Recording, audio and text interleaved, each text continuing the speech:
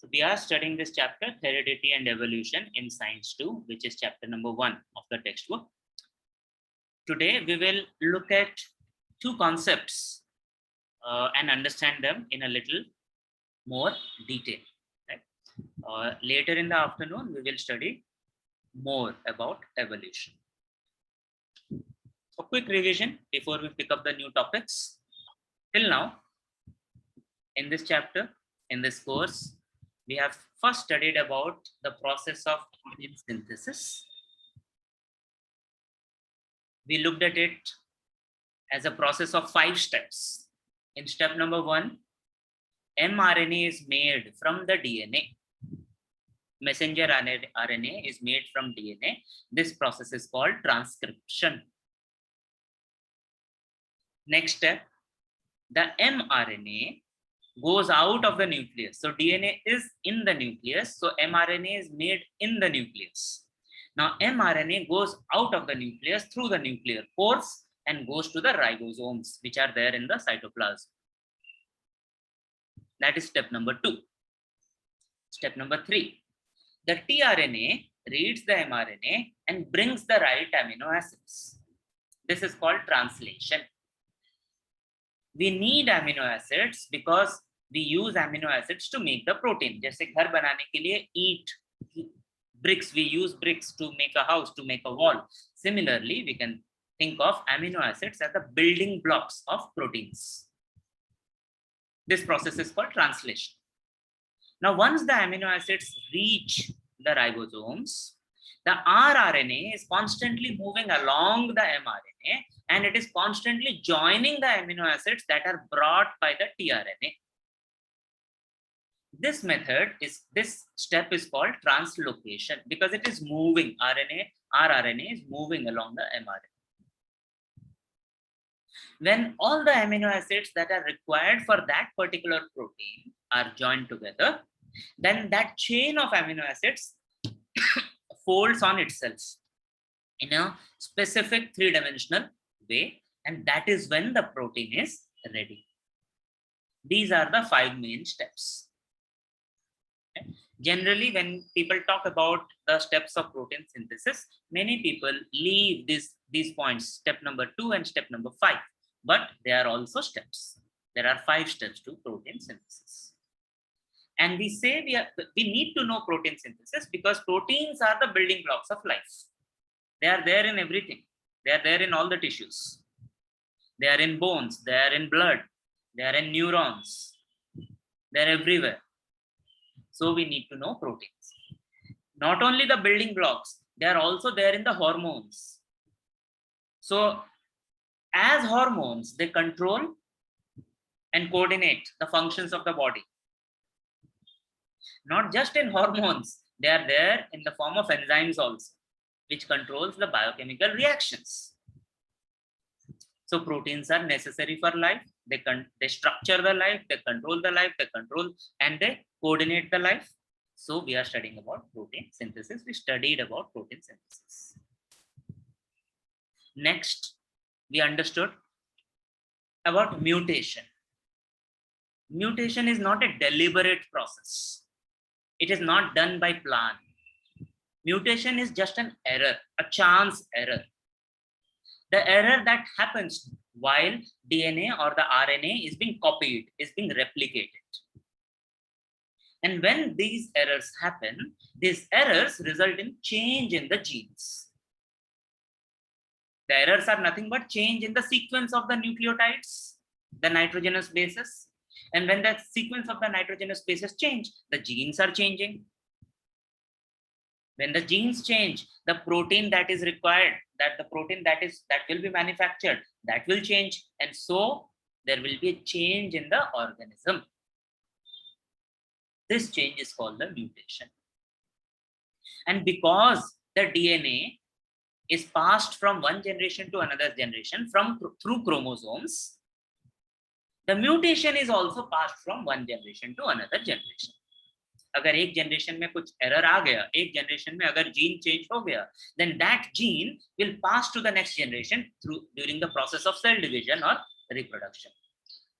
And when these mutations are very big, Most of the times the mutations don't have a big effect, but sometimes the mutation is such that it is so effective that it causes genetic disorders, genetic diseases that you studied about last year. Then we studied about evolution. We understood that life was not created on the planet Earth. Life started by chance. And the variety of life that we see on this planet, it did not develop by design. It developed slowly on its own, again by chance. It's not creation, it is evolution. And we are so sure that evolution happened and not creation because we have evidences. The evidences are morphological, that although we see so many different plants and animals and organisms, although they are different, but when we look at them closely, we will see similarities: eyes, nose, ears, leaves, stems, branches. We see similarity both in their outer appearance and inner structure, which is anatomical. Outer appearance is morphological. Inner structure is anatomical, which relates to the bones. So whether we look at the bones that are in our hands, or in the flipper of the whale, or in the patagium of a bat, or the foreleg of an ox or a cat, from inside they look similar. Human beings, and not just human beings, some animals also have some organs which are of no use to them. For example, the appendix. Appendix is useful to animals like cows, who have multiple stomachs, who ruminate. लेकिन इंसानों में उसका कोई काम नहीं. So all these things, the morphological evidences, the anatomical evidences, the vestigial organs, they tell कि ये सारी ऐसा क्यों हो रहा है. Definitely, किसी ज़माने में long time ago, we must have developed from the same ancestor. Not creation, but gradual development. There are more evidences. Paleontological evidences. When we look at the fossils, the older fossils which are found deeper in the earth, they are simple.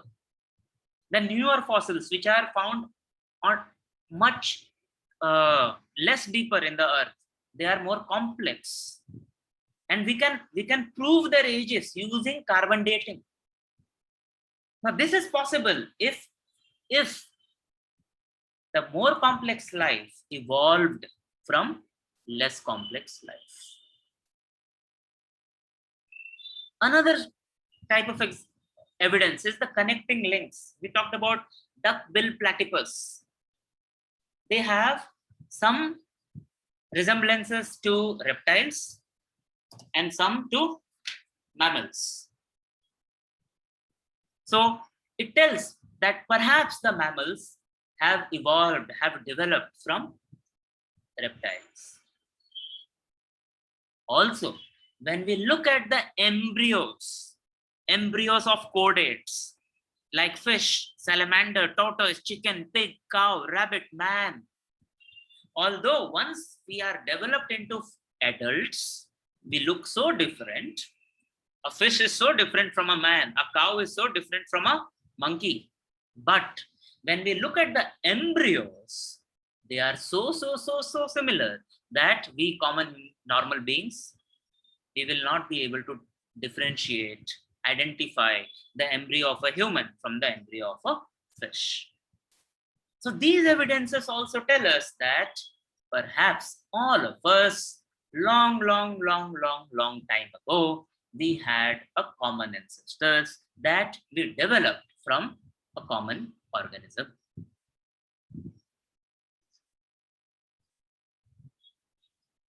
What we will do now in this session is understand these two things.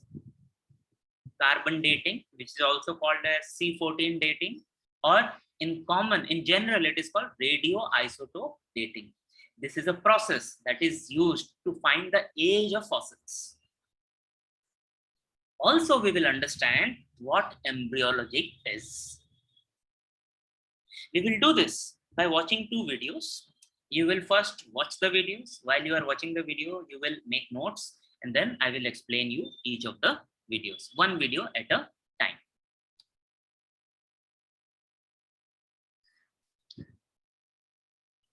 Carbon dating is a method of finding the age of very, very old things, fossils. We are trying to find the start date, so it is called carbon dating. And in this process, it is not necessary that we use carbon-14 only. We can use any radioactive substance, but we need to know how it decays. वो कैसे वो decay करता है, कैसे वो टूटता है. Last year, when we were studying about compounds or chemicals used in common life, day-to-day life, we studied about radioactivity also, radioactive substances. We understood that there are some elements that have very, very heavy nucleus. They have too many protons and neutrons in their nucleus. Because of it, it is unstable, and because of that, it breaks down on its own and continuously. So we use this word spontaneously. Spontaneously means it breaks down on its own. Continuously, वो लगातार होता रहता है. Carbon-14 is also one such substance. It's a radioactive. It is radioactive. And in nature, it is formed from the normal nitrogen, which is 14. Which has 14 atomic mass number of 14. Normally, the atomic mass number of carbon is 12, 6 protons and 6 neutrons. But from N14, when a proton is removed, we get carbon-14. Now what happens is, these radioactive substances, उनका जो decay का जो process होता है, it is at a constant speed. Its speed does not change, it remains same. So we have defined a term called half-life or half-life period. It is the time taken to decay by half of the original.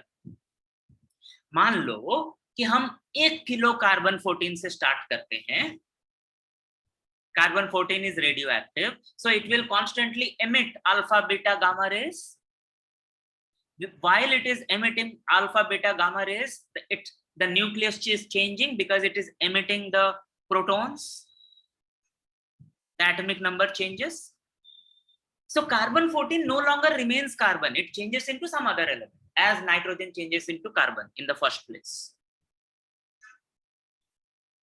So what this half-life period tells us is कि अगर हमने 1 kilo से start किया और 1 घंटे के बाद, if we saw that now we have only half a kilo of carbon-14 left,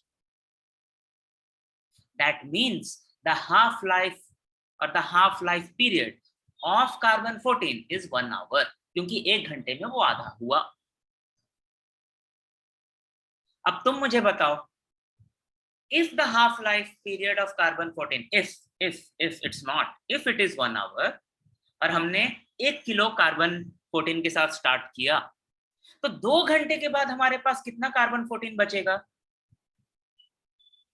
Now, at the end of 1 hour, that 1 kilo has become half a kilo. Now in the next 1 hour, that half a kilo will become 250 grams. That is 25%, or you can say 1/4. So Karthik said 25. So I believe what he meant was 250 grams or 25%. Chan said 1/4. It will not be 0. Not just it will not be 0 now, it will never be 0. और 1 घंटे के बाद 1/4 का आधा हो जाएगा, 1/8 हो जाएगा. और 1 घंटे के बाद 1/8 का आधा हो जाएगा तो 1/16 हो जाएगा. Half of half, half of half, half of half, half of the remaining, or half of the starting, half of the original. Half life period के शुरू में जितना था, the amount that was there at the beginning of the half life, it will become half after the half life period.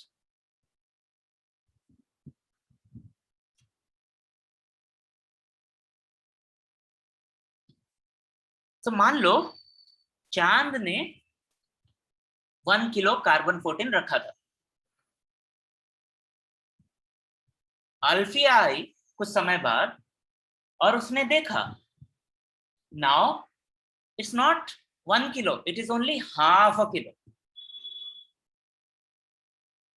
And if Alfia knows कि the half life period of carbon 14 is 1 hour, so what will Alfia say कि चांद ने कितने बजे, कितने समय पहले एक किलो सामान रखा होगा, क्योंकि चांद ने अल्फिया को बोला है कि मैं 1 किलो कार्बन 14 रखा हूं. When Alfia goes and checks, she only finds half a kilo, and Alfia knows that the half life period of carbon 14 is 1 hour. So can Alfia find out कितने, how long ago चांद kept it? Correct, 1 hour, क्योंकि 1 घंटे में वो आधा हो गया है. Now if Alfia finds not half a kilo, Alfia finds only 1/4 of a kilo, 250 grams, what will Alfia say? कब रखा गया था उसको? 2 घंटे पहले. Correct. Now let us look at the actual carbon 14. The plants and animals, when they are alive, they have some amount of carbon 14 in them, and they are constantly replenishing them because they are eating. But once they die, the carbon 14 is decaying. The body is losing the carbon 14. There is no way carbon 14 is entering in them. Now suppose, now we are talking about actual carbon 14. Now Chand is the archaeologist. Chand is digging up and Chand found a fossil जिसमें कि जितना carbon 14 होना चाहिए था उसका आधा ही है. What does it mean? How old is the fossil? Half is already gone, only half remains. Then the logic tells us that the fossil is 5,730 years old. This is how we find the age of the fossil. If we find out that it's not half, it's only 1/4 of how the amount that should be there, then how old is the fossil?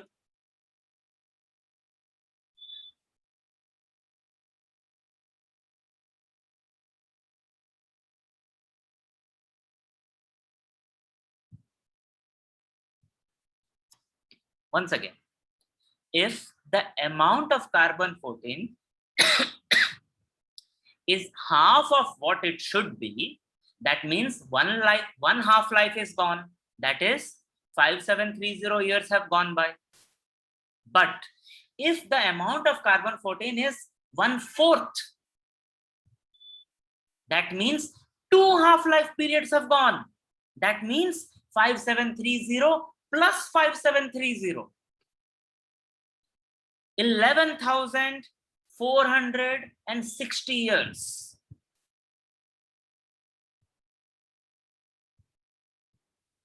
The other concept that we wanted to cover now was embryology. So we need to understand what embryo is and what embryology is. So we will do that also by watching a video. I'm going to play the video for you. There is a background music. There is no voice over. So you have to watch and observe carefully. So in that video, what you observed, what you watched, what you saw was how our life starts. Our life, your life, my life, any human's life, human being's life.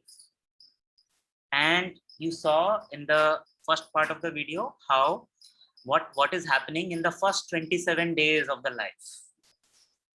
And then in the second part of the video, you saw how what happens in the next 28 days of the life. So 0 to 27, and then from 28 to 56. If you remember, we have come across this word, gametes. We are back in the presentation. You should be able to see the screen. Gametes are special types of cells. They are special type of cells, and that is why we don't call them cells.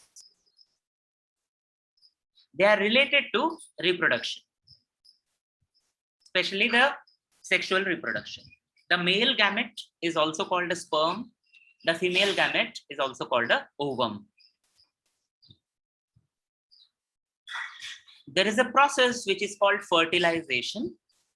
In that process, the sperm and the ovum, they combine to form a zygote, Z-Y-G-O-T-E.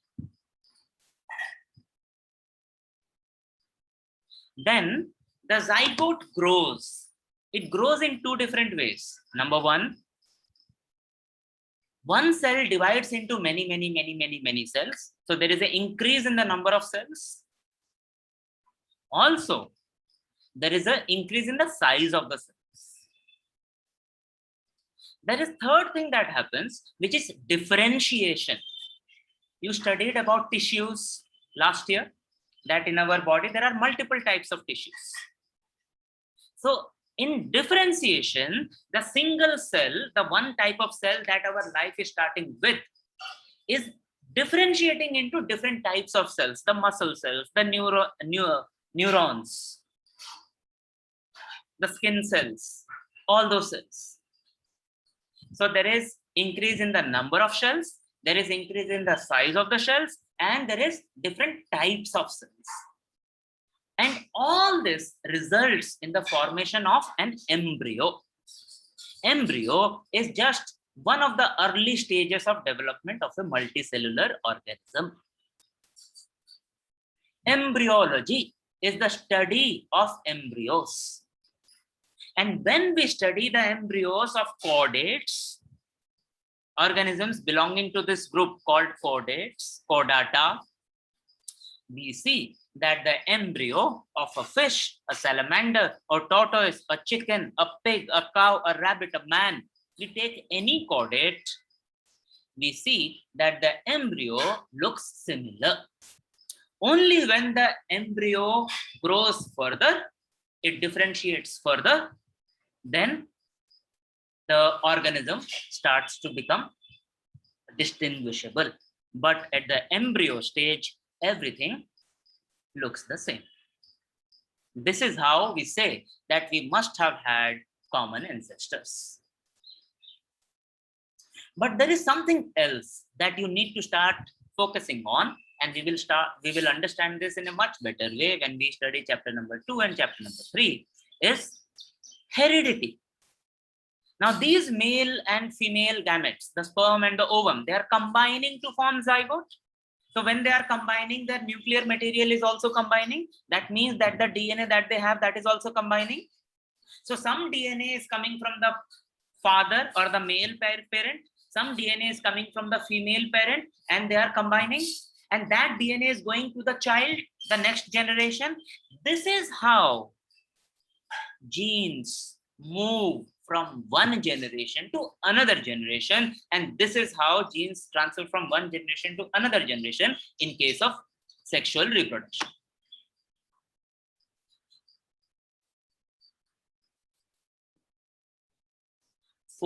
Question number 4D is about write short notes based upon the information known to you.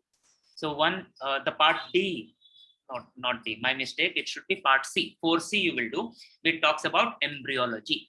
So you will explain what embryo is, and you will explain what we understand when we study the embryos of chordata.